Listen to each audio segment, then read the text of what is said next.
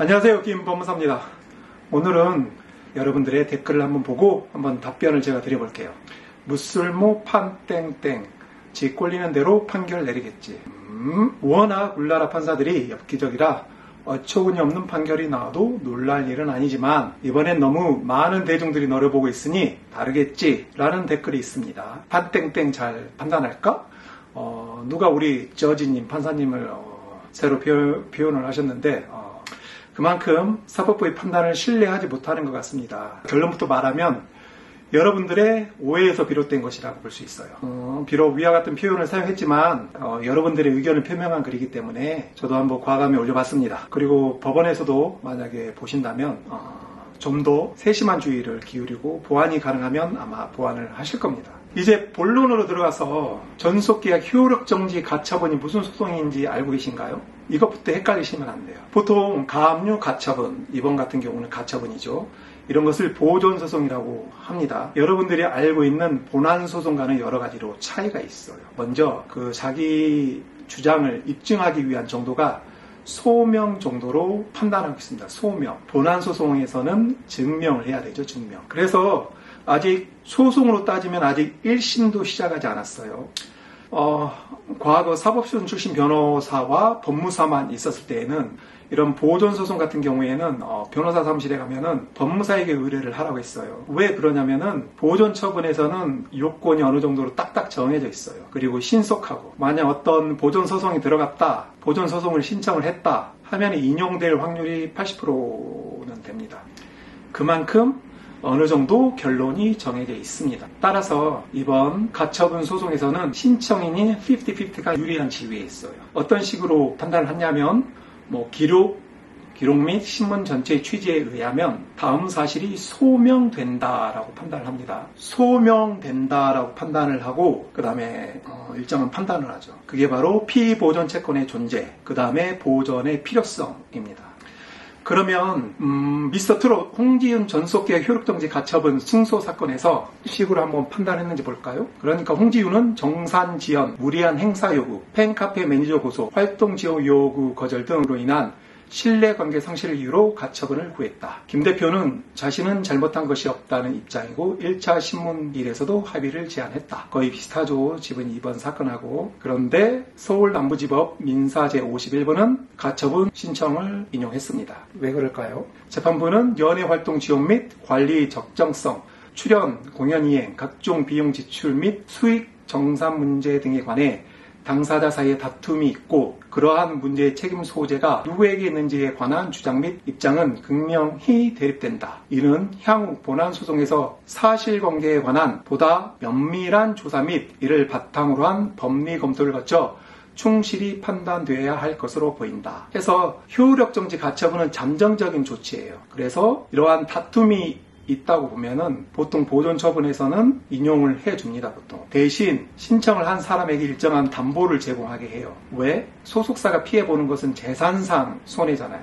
재산상 손해는 금전으로 보존이 가능하니까 만약에 본안에서 소속사가 이기더라도 너희는 얼마든지 그에 따른 금전으로 보상을 받을 수 있으니까.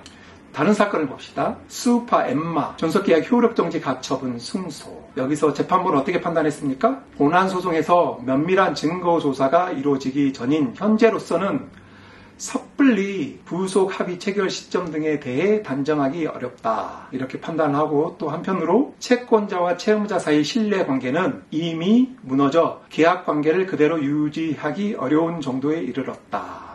이렇게 서로 공방을 하고 있죠. 이런 것 자체가 이미 신뢰관계는 파탄됐다고 이렇게 판단을 할 것 같습니다. 자, 그리고 어떻게 판단했냐면 본안 판단이 장기화될 경우 잔여 계약 기간 채권자의 독자적인 연애 활동은 크게 제약될 것으로 예상되고 이는 직업 선택의 자유 등 헌법적 기본권에 심각한 침해 요소로 작용할 우려가 있다. 그러니까 소속사의 그 손실은 재산상 손실로서 언제든지 보완이 가능하다. 니네가 손해 입증해서 돈으로 받으면 되잖아.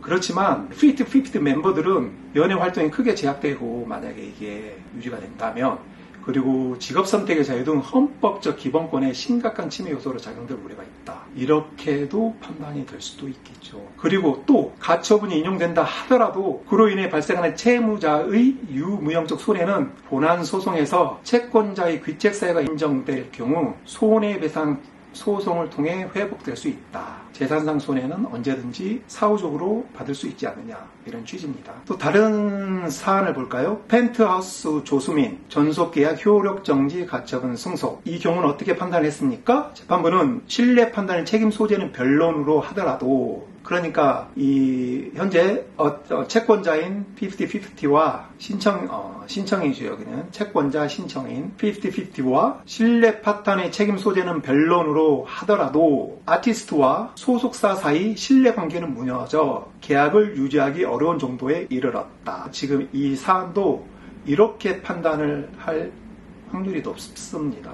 아티스트는 소속사를 상대로 본안 소송에 대한 법원 판단에 앞서 가처분을 구할 피의보전 권리가 있다. 본안 판단이 장기화될 경우 잔여 계약 기간 동안 아티스트의 독자적 연애 활동은 제약될 것으로 예상되고, 이는 단순한 계약 관계의 경제적 측면을 넘어 채권자의 직업 선택의 자유와 활동의 자유 등 기본권에 관한 침해 요소로 작용할 우려가 있다. 재판부는 가처분 인용으로 채무자에게 발생할 유무형적 손해는 본안 소송에서 채무자의 귀책 사유가 인정될 경우 위약불과 손해배상액을 통해 회복될 수 있다.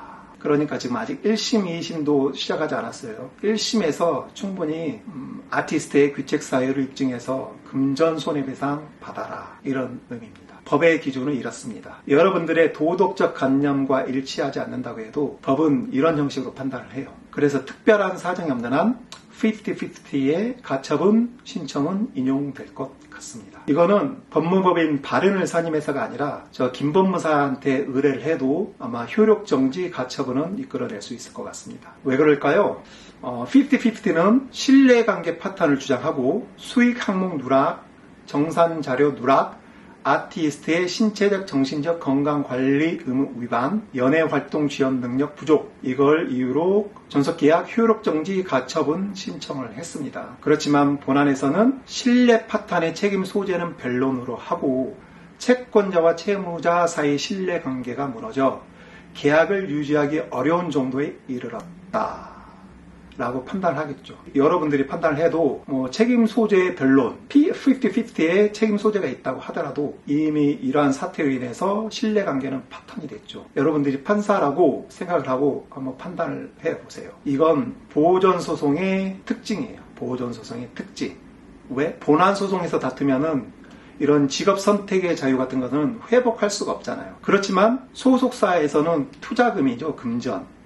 금전은 얼마든지 사후적으로도 배상받을 수 있습니다. 그래서 이런 이익 형량을 해서 가처분 신청을 인용을 해놓습니다. 그렇지만 채권자에게 만약에 손해가 발생하는 경우 소속사는 어떻게 해요? 진짜 본안소송에 승소를 하면. 그래서 가처분을 인용할 때 일정한 금전을 공탁하라고 공탁하는 조건으로 가처분 신청을 인용하는 경우가 많아요. 그래서 특별한 사정이 없는 한 50-50 측이 가처분 신청한 것 효력정지에 대해서는 아마 인용이 날 것 같습니다. 다만 일정한 금전을 공탁을 해야 되고 경우에 따라서는 금전 대신 보증보험으로 대신할 수 있게 하겠죠. 제가 이러한 내용을 자세히 말씀드리는 이유는 역시 정관을 써서 이겼다느니 쓸데없는 억측을 미리 방지하기 위해서 이 판단 방법에 대해서 말씀드렸습니다. 그렇지만 아티스트 측이 가처분 소송에서 인용을 받는다고 해도 본안소송에서 이긴다는 장담은 없습니다. 이게 우리나라 현재 법이죠. 그럼 오늘은 여기까지 하겠습니다. 감사합니다.